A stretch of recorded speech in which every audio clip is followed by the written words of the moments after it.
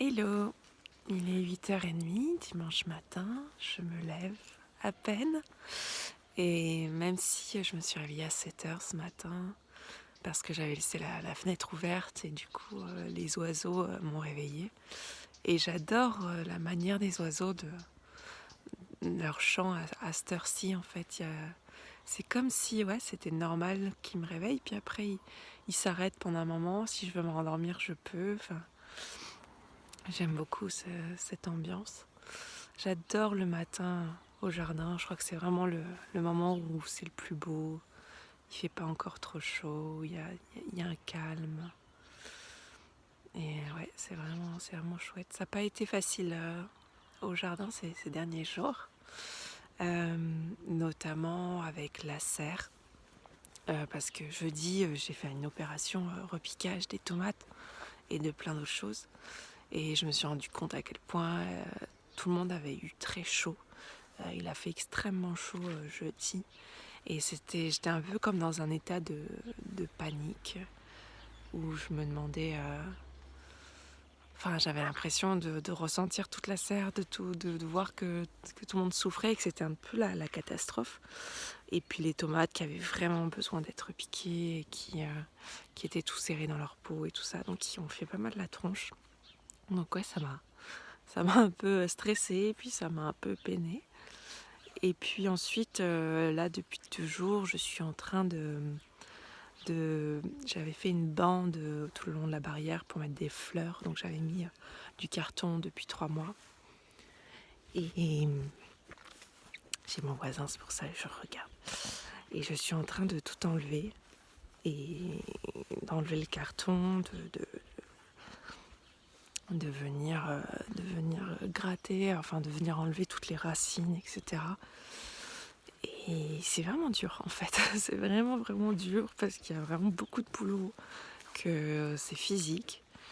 Et, et voilà, et c'est pas évident quand c'est comme ça, là, quand c'est juste du travail physique, quand il n'y a pas énormément de plaisir dans l'activité, c'est pas facile. Donc je me suis dit qu'aujourd'hui, dimanche, alors il faut absolument que j'avance sur ce projet-là, je vous montre.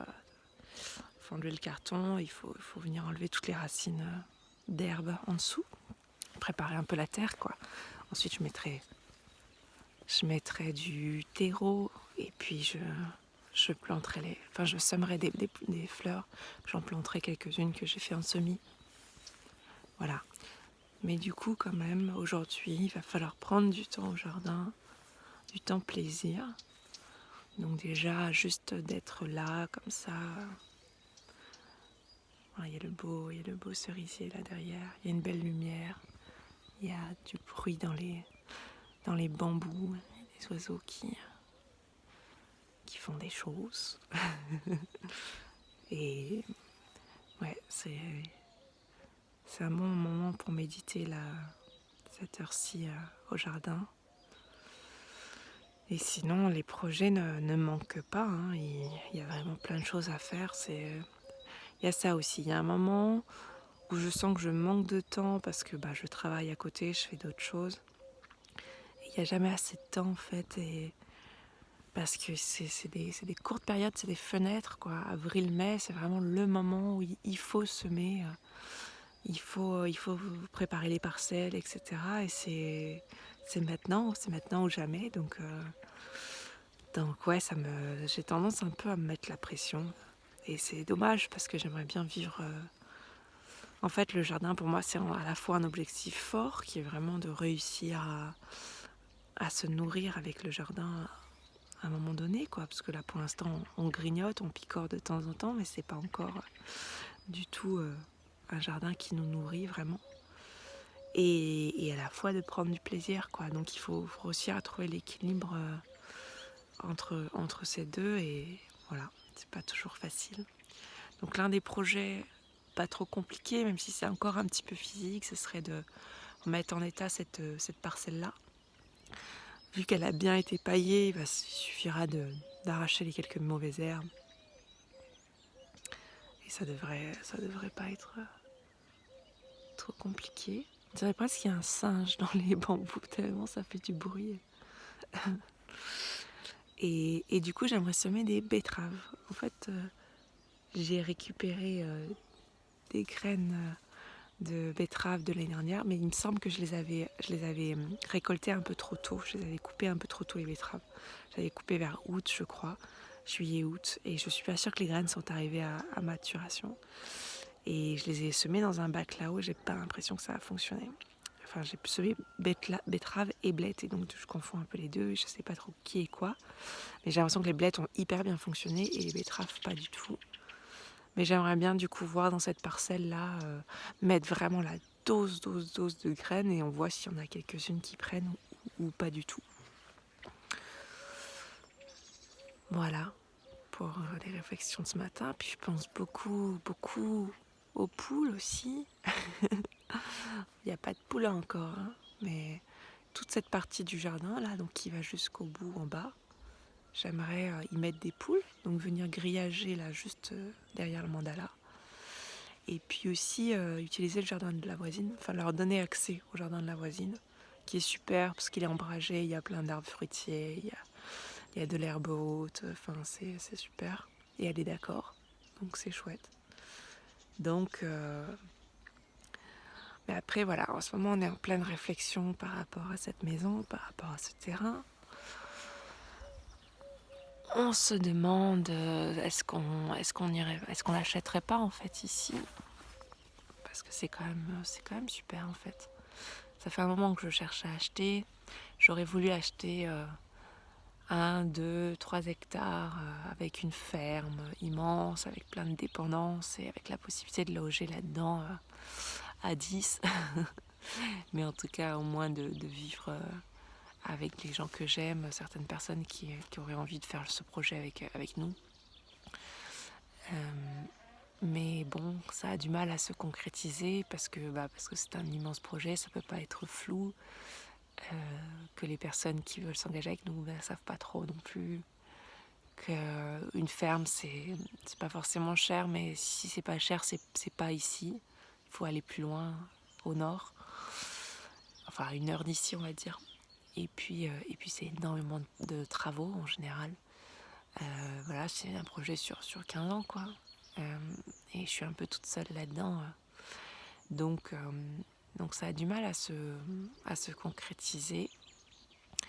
Et j'étais totalement contre le fait d'acheter ici parce qu'on est quand même avec des voisins, parce qu'on est au bord de la rue, les voitures qui passent, et parce que la maison est relativement sombre, tournée vers le nord. Le jardin est un jardin en pente face nord. Donc c'est beaucoup de désavantages en hiver. Mais ça n'empêche que c'est une grande maison, c'est un grand jardin. Il y a encore des grands jardins sur le côté aussi, donc on peut être tout seul. Je suis pas juste dans ma petite bande là qui descend. Enfin, je veux dire, je suis pas là avec mes voisins à côté qui regardent tout ce que je fais. Je suis quand même assez libre. Je pourrais éventuellement peut-être venir récupérer des parcelles sur le côté pour y mettre des animaux, etc. Les voisins sont assez cool et a priori seraient plutôt d'accord. Donc finalement, là, si j'arrive à récupérer les terres sur le côté, je peux peut-être avoir 1 hectare à peu près.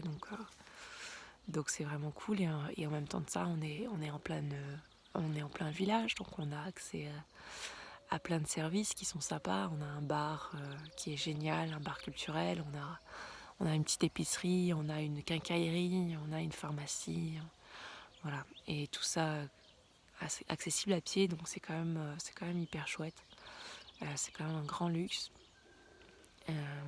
Et puis il y a les amis, il y a le réseau, il y a des gens qui pensent comme nous, qui ont les mêmes ambitions, les mêmes projets, on s'entraide, on se rend des services mutuels. Donc ça fait beaucoup d'avantages, forcément, hein, les liens sociaux et le fait d'avoir des services, c'est quand même, c'est pas négligeable. Donc voilà, et je vois de plus en plus le potentiel, rien que de mon terrain et puis ensuite des terrains qu'il y a autour. Et c'est vrai que peut-être cette époque de confinement donne encore plus envie parce que c'est encore plus silencieux, il y a moins de voitures, il y a quelque chose de très calme dans l'air et ça c'est magique. Et c'est peut-être ça qui me manque un peu ici en fait en temps normal. Mais il faut juste espérer que le confinement dure pour toujours. Non, il faut juste vraiment apprécier la nature. J'ai pas toujours été là au printemps non plus. J'ai pas toujours été là tout court en fait. Avec le boulot que je fais, je pars quasiment 2 semaines par mois en moyenne, on va dire. Donc forcément, je fais des allers-retours. Et quand on n'est pas là la moitié du temps, on peut pas voir tout ce qui se passe. Et voilà. Le printemps, c'est vraiment magique. J'en avais beaucoup entendu parler de l'autre côté du monde, là, en vivant en Nouvelle-Calédonie. Je sais que c'était un truc que les Français kiffaient. J'avais jamais trop compris pourquoi. Il me semblait que c'était une... Je me suis toujours dit, il fait encore vachement frais, il pleut souvent, c'est nul. Et en fait, non, en fait, c'est vraiment génial.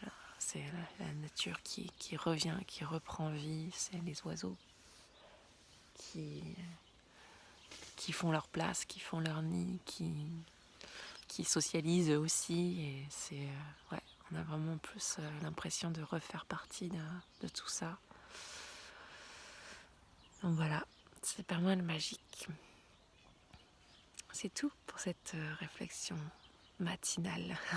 Salut.